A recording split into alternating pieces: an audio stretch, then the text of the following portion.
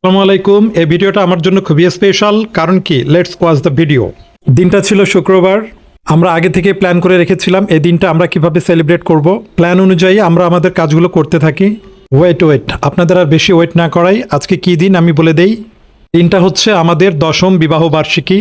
আমরা চেয়েছিলাম দিনটাকে ঘরোয়াভাবে বাসাতেই সেলিব্রেট করার জন্য।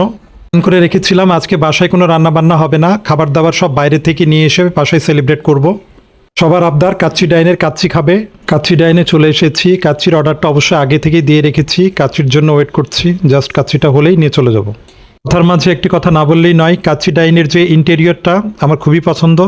এনিওয়েজ, এখন আমাদের বাসায় যাওয়ার পালা। ভুলেই তো গিয়েছি, কেক নিতে হবে আমাদের। কেক নেওয়া হয় নাই এখনো। আমার গৃহমন্ত্রী কিন্তু কেক বানাতে পারে বাসায়, বাট আজকে বাসায় কোনো রান্না বান্না হবে না, সুতরাং কেকটাও বাইরে থেকেই নিতে হবে। একটা কথা কিন্তু আপনাদের সবার কাছে চেয়ে নিচ্ছি, সবাই আমাদের জন্য দোয়া করবেন। তবে আমরা এই 10টা বছর সুখে দুঃখে কাটিয়েছি, সারাটা জীবন যেন একে অপরের পাশে থাকতে পারি।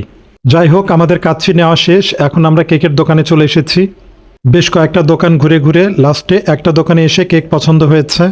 আসলে আগে আমাদের প্ল্যানে ছিল বাসায় কেক বানাবো আমরা, সেই কারণে আমাদের কেকটা প্রি অর্ডার দেওয়া হয় নাই।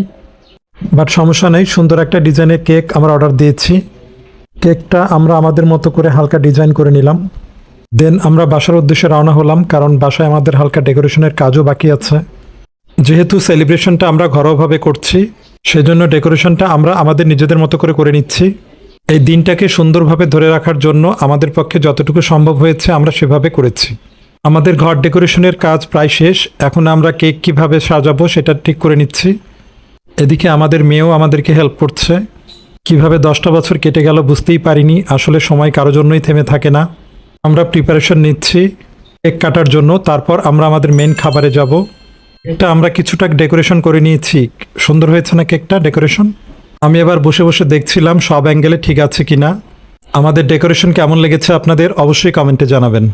এ পর্যায়ে আমরা একে অপরকে গিফট দিচ্ছিলাম। আমরা দুজনকে যেটা দিয়েছি আলহামদুলিল্লাহ আমরা এটাতেই হ্যাপি। তারপর শুরু হলো ক্যান্ডেল জ্বালানো এবং কেক কাটিংয়ের পালা।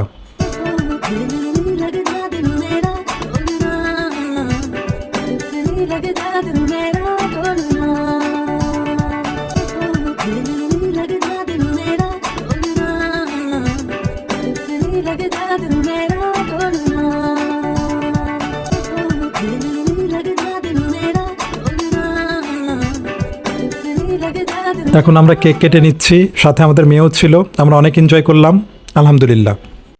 আমরা কেক কাটছিলাম আর একে অপরকে উইশ করছিলাম। আমরা একে অপরে আলোচনা করছিলাম পুরনো দিনের কথাগুলো, কিভাবে আমরা পার করলাম এতগুলো দিন। আপনি কি জানেন, একজন ভালো জীবনসঙ্গিনী পেলে আপনার জীবনটা কেমনভাবে পার হবে আপনি বলতেই পারবেন না। আলহামদুলিল্লাহ, আমি একজন ভালো জীবনসঙ্গিনী পেয়েছি। মাঝে মধ্যে ভাবি আমি ওকে না পেলে হয়তোবা অনেক কিছুই করতে পারতাম না। আমি মনে হয় একেবারেই অর্ধেক। আপনারা সবাই আমাদের জন্য বেশি বেশি করে দোয়া করবেন, যেন আমরা এভাবেই সামনের জীবনটা হাসি খুশিতে কাটিয়ে দিতে পারি। এই মুহূর্তে কাজী নজরুলের একটা বিখ্যাত কবিতা মনে পড়ে গেল, পৃথিবীর যাহা কিছু সুন্দর অর্ধেক তার করিয়াছে নারী, অর্ধেক তার নর। এই কথাটা কিন্তু আমি মনে প্রাণে বিশ্বাস করি। আসলে স্বামী স্ত্রী হলো একে অপরের পরিপূরক। এটা আল্লাহর একটা বিশেষ নিয়ামত। যা হোক, অনেক কথা বললাম। এদিকে আমাদের কেক কাটিং শেষ, কেক খাওয়া দাওয়া হচ্ছে। আমরা সকলেই হাসি ঠাট্টা মশকরায় সময়টা পার করলাম, গুলো চিরস্মরণীয় হয়ে থাকবে। পর্ব শেষে আমরা আমাদের মেইন মেনুতে চলে গেলাম। আমরা সকলের জন্য একটা করে কাচ্চি এবং বোরহানি, সাথে পানও ছিল।